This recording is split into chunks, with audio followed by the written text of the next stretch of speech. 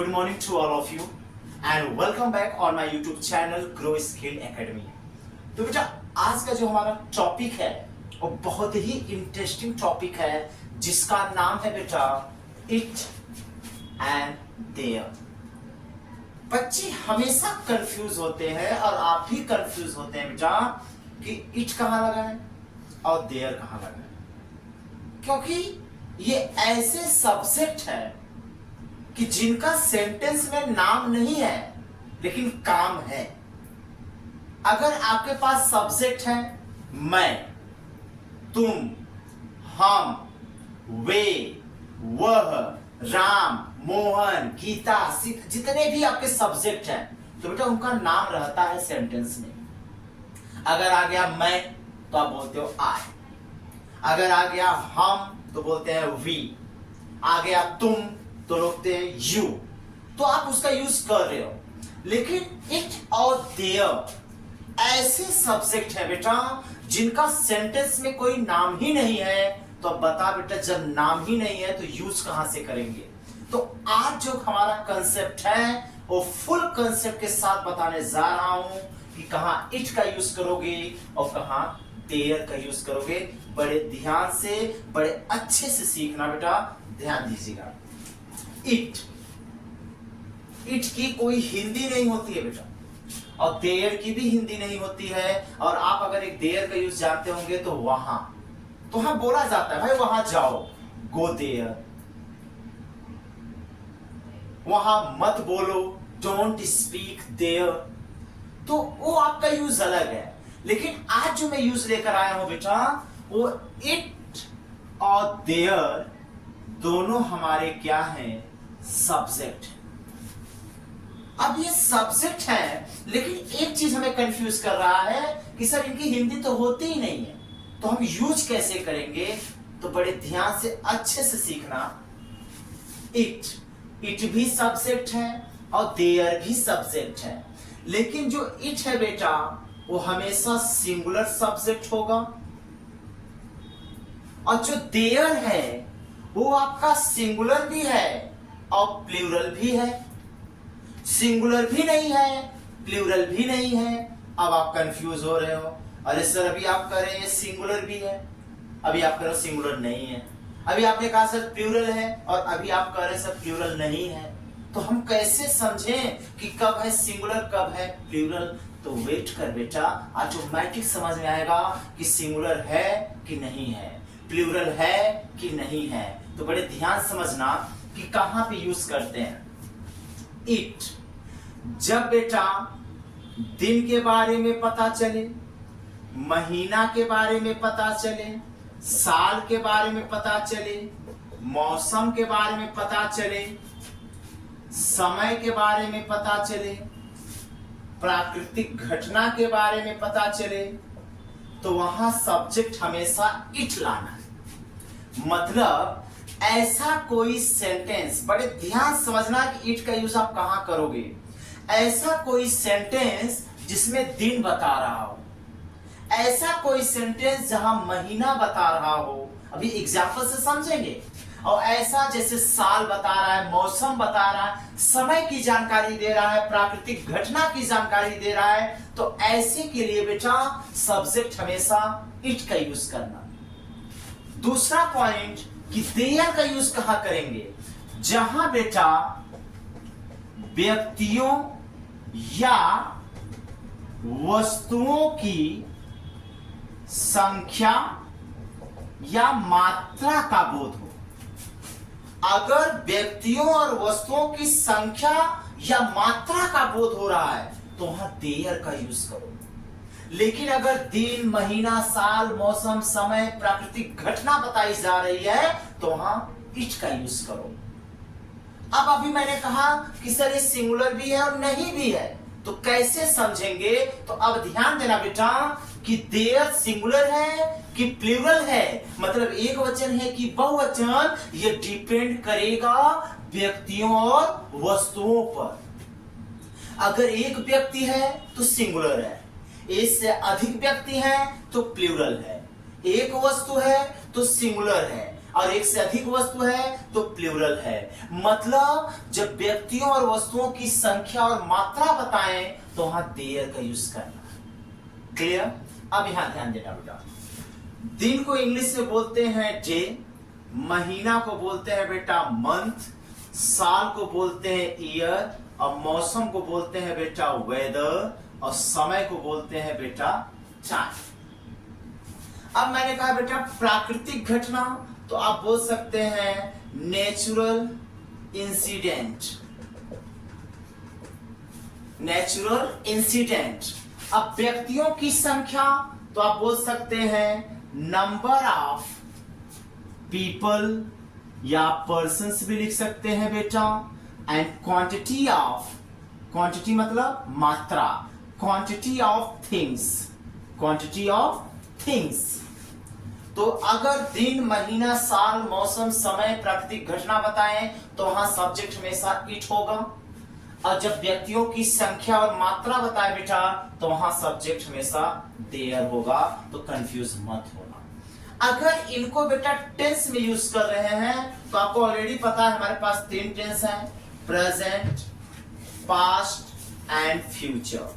Present माने है हूं हो, पास्ट माने था थी थे, फ्यूचर माने होगा होगी। तो सेम प्रोसेस यहां है, बट एक चीज ध्यान देना है, एक व्यक्ति या एक वस्तु, और यहां बेटा एक से अधिक व्यक्ति या वस्तु। तो क्या यूज करोगे? तो जब यहां है आए तो हमेशा इज लगाना, था आए तो वाज लगाना, और होगा आए तो बेटा विल भी लगाना, क्योंकि इट हमेशा सिंगुलर रहेगा। लेकिन यहां आपको क्या ध्यान देना है कि अगर एक व्यक्ति है और अगर वहां है हूं आया है तो आपको यूज करना है देयर इज, और एक से अधिक है बेटा तो यूज करना है देयर आर। बस यही ध्यान देना। एक वस्तु है तो देयर इज, एक से अधिक है तो देयर आर। लेकिन अगर वही हम पास्ट में बात करें था थी थे के लिए, तो एक वस्तु के लिए बेटा देयर वाज, और एक से अधिक यूज करेंगे तो देयर वर। फ्यूचर में बेटा न तो कोई सिंगुलर होता है न तो कोई प्लूरल होता है, तो आपको यूज करना है देयर विल बी, तो यहां भी यूज करना है बेटा देयर विल बी। बस यही ध्यान देना कि जब इनका यूज करोगे तो हमेशा इस है के लिए, था के लिए हमेशा वाज, और होगा के लिए हमेशा विल बी, क्योंकि इट हमेशा सिंगुलर है।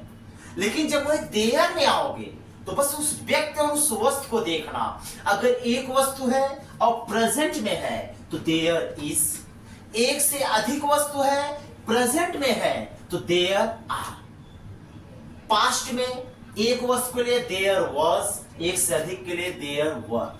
अगर होगा आया बेटा एक है तो देयर विल बी, एक से अधिक है तब भी देयर विल बी, क्योंकि फ्यूचर में न तो कोई सिंगुलर है न तो कोई प्लूरल है। क्लियर? अब एग्जांपल से समझते हैं। जैसे आपको कहना हो आज सोमवार है, अब यहां कोई सब्जेक्ट नहीं है, केवल बोल रहा है भाई आज सोमवार है। तो अब जब सब्जेक्ट नहीं है तो सर लगाएं क्या? तो बेटा देखो ना, पता है ना सोमवार, और सोमवार हमारा क्या है? दिन है। सोमवार, मंगलवार, बुधवार, जो भी आपके दिन है, अगर आपको इंग्लिश में कन्वर्ट करना है तो सब्जेक्ट हमेशा इट होगा।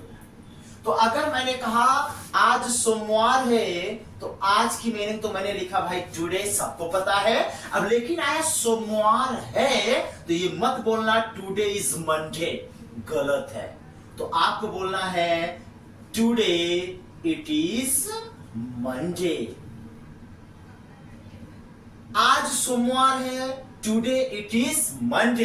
देखो बेटा आज, कल, बीता हुआ कल, ये जो एडवर्ब ऑफ टाइम है ना, इसको या तो आप आगे लिखो या तो एकदम लास्ट में लिखो, बीच में यूज नहीं करना है। आप इसको ऐसे भी बना सकते हो, इट इज मंडे टुडे। और वही अगर बेटा मुझे कहना हो सोमवार था, सोमवार था, तो यहां हो जाएगा इट was Monday। सोमवार होगा तो बोलना है भाई it will be Monday। Clear? तो बड़े ध्यान समझना। अगर वही मैं कहा बेटा आने वाला कल, तो आने वाला जो कल है उसे बोलते हैं टुमारो, और जो बीता हुआ कल है बेटा उसे बोलते हैं एस्टरडे। तो इनको या तो आप स्टार्टिंग में यूज करो या तो लास्ट में यूज करो, बीच में यूज नहीं करना है। क्लियर? अगर आपको बोलना है शुक्रवार है, इट इज फ्राइडे। रविवार है, इट इज संडे। रविवार था, इट वॉज संडे। रविवार होगा, इट विल बी संडे। मतलब दिन बता रहा है तो आप सीधा इट यूज करो। ऐसे महीने पे आ जाओ, भाई जनवरी है, जनवरी का महीना है या जनवरी का महीना चल रहा है, तो बोलने का तरीका सबका अलग है बेटा, लेकिन मतलब एक ही है। It is month of January, it is month of January. March का महीना है, it is month of March. अब यहां सब्जेक्ट नहीं है, लेकिन मार्च को देखकर पता चल रहा है भाई मंथ बता रहे हैं, इसलिए क्या लगाएंगे? इट। तो बोलेंगे it is month of March. दिसंबर का महीना है, it is month of December. तो जब महीना और दिन तो इट। अब साल आ जाए, मैंने कहा भाई 2025 चल रहा है, इट इज 2025। 2024 चल रहा है, इट इज 2024। अगर मैं मौसम कहूं तो मैंने कहा भाई गर्मी का महीना है, इट इज समर। ठंडी का महीना है, इट इज विंटर। बारिश का महीना है, इट इज रेनिंग सीजन। मैंने कहा बारिश हो रही है।